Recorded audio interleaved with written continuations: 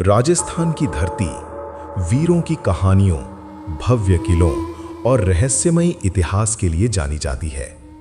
लेकिन इसी धरती पर एक ऐसी जगह भी है जहां सूरज ढलने के बाद जाना सख्त मना है। कहते हैं कि अगर कोई इंसान उस जगह पर रात बिताने की कोशिश करे तो उसे अजीब आवाजें सुनाई देने लगती हैं। कदमों की आहट, किसी के रोने की आवाज और कभी-कभी ऐसा लगता है जैसे कोई अदृश्य साया उसके बिल्कुल पीछे खड़ा हो। ये कहानी है राजस्थान के अलवर जिले में स्थित भानगढ़ के श्रापित किले की। सदियों पहले अरावली की पहाड़ियों के बीच एक बहुत ही सुंदर और समृद्ध शहर बसाया गया था। इस शहर का नाम था भानगढ़। उस समय भानगढ़ राजस्थान के सबसे समृद्ध शहरों में गिना जाता था। यहाँ ऊंचे ऊंचे महल थे, भव्य मंदिर थे और रंगीन बाजार थे जहां दूर दूर से व्यापारी सामान बेचने आते थे। दिन के समय यह शहर जीवन से भरा रहता था। बाजारों में लोगों की भीड़, ऊंटों की घंटियों की आवाज और महल से आती संगीत की मधुर धुनें पूरे शहर को जीवंत बना देती थीं। लेकिन भानगढ़ की सबसे बड़ी पहचान थी राजकुमारी रत्नावती। राजकुमारी रत्नावती अपनी सुंदरता और बुद्धिमत्ता के लिए पूरे राज्य में प्रसिद्ध थी। कहा जाता था कि उसकी सुंदरता इतनी अद्भुत थी कि जो भी उसे एक बार देख ले वो उसकी प्रशंसा किए बिना नहीं रह पाता। दूर दूर के राज्यों से राजकुमार उसके लिए विवाह प्रस्ताव भेजते थे। लेकिन रत्नावती सिर्फ सुंदर ही नहीं बल्कि बहुत समझदार भी थी। वो हर फैसले को सोच समझ कर लेती थी। महल के लोग कहते थे कि एक दिन वो एक महान रानी बनेगी, लेकिन शायद किस्मत को कुछ और ही मंजूर था। भानगढ़ के पास ही घने जंगलों में एक रहस्यमय आदमी रहता था। उसका नाम था सिंघिया। सिंघिया एक तांत्रिक था। लोग कहते थे कि उसे तंत्र मंत्र और काले जादू का गहरा ज्ञान था। गांव के लोग उससे डरते थे क्योंकि कई बार उसने अपने जादू से ऐसी घटनाएं कर दिखाई थीं जिन्हें समझ पाना मुश्किल था। एक दिन सिंघिया ने पहली बार राजकुमारी रत्नावती को देखा। बस उसी पल वो उससे पागलों की तरह प्यार करने लगा। लेकिन वो जानता था कि एक तांत्रिक एक राजकुमारी से शादी नहीं कर सकता, इसलिए उसने एक खतरनाक योजना बनाई।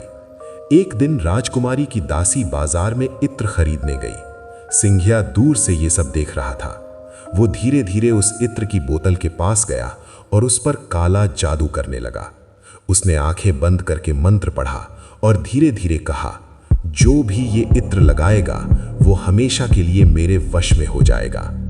उसकी योजना थी कि जब राजकुमारी ये इत्र लगाएगी तो वो उसके प्रेम में पूरी तरह पागल हो जाएगी।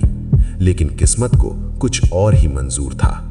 जब दासी इत्र लेकर महल पहुंची तो राजकुमारी को उस बोतल को देखकर कुछ अजीब महसूस हुआ, जैसे उसमें कोई अनजानी शक्ति छिपी हो। राजकुमारी बहुत बुद्धिमान थी। उसने तुरंत समझ लिया कि इस इत्र में कुछ गड़बड़ है। उसने बिना देर किए वो इत्र महल के बाहर एक बड़े पत्थर पर फेंक दिया और तभी एक बहुत ही अजीब और डरावनी घटना हुई। वो पत्थर अचानक अपने आप हिलने लगा। धीरे धीरे वो पत्थर लुढ़कते हुए जंगल की तरफ बढ़ने लगा। उधर सिंघिया खड़ा था। जब उसने उस पत्थर को अपनी तरफ आते देखा तो वो घबरा गया। वो भागने की कोशिश करने लगा, लेकिन तब तक बहुत देर हो चुकी थी। वो विशाल पत्थर सीधे उसके ऊपर गिर गया। मरते मरते सिंघिया ने गुस्से में एक भयानक श्राप दिया। उसने चिल्लाते हुए कहा, भानगढ़ अब कभी खुशहाल नहीं रहेगा। ये शहर बर्बाद हो जाएगा और यहाँ रहने वाले लोग कभी शांति से नहीं रह पाएंगे।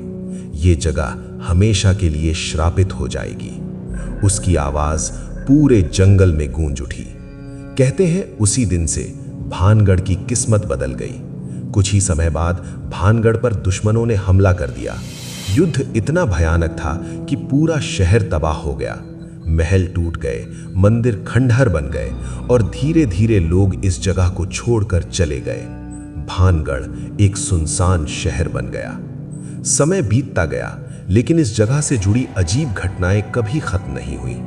आज भी कई लोग दावा करते हैं कि भानगढ़ के खंडहरों में रात के समय अजीब आवाजें सुनाई देती हैं। कभी किसी के चलने की आहट, कभी किसी महिला के रोने की आवाज, और कई लोगों को ऐसा लगता है जैसे कोई अदृश्य साया उनके पीछे पीछे चल रहा हो। लेकिन जब वो पीछे मुड़कर देखते हैं तो वहां कोई नहीं होता।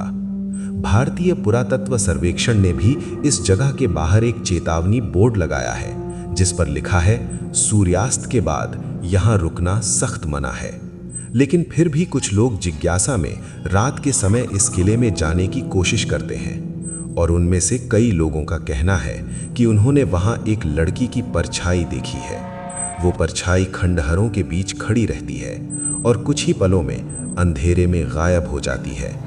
कुछ लोगों का कहना है वो परछाई आज भी राजकुमारी रत्नावती की है, और शायद भानगढ़ का श्राप आज भी खत्म नहीं हुआ है।